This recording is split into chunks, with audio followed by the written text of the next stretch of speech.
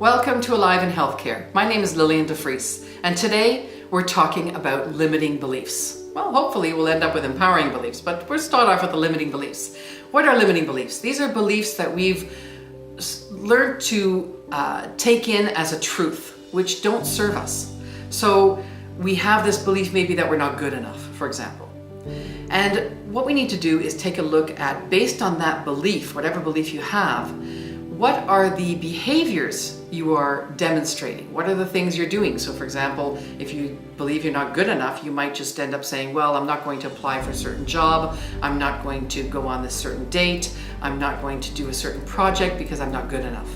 And the results from that are that we don't move forward, we're not happy, we're not successful in our life, we're not living our passions.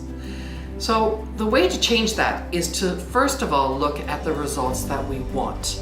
Once we know what we want, and that takes away from thinking about who we are in this, right? It just looks at the results, detached from us. What do we want? Then we look at what is the behavior that I need to do? What do I need to do? Who do I need to be in order to serve that result?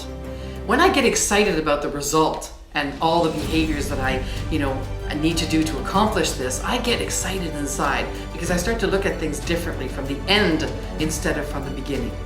And this shifts my body, shifts my mind, shifts my way of thinking. And I might walk out going, I can do this, or this isn't as hard as I thought. But we try to go into a positive belief, and this is the belief we walk away with and function from. And this is what I want for you today. So do what it takes to feel alive today.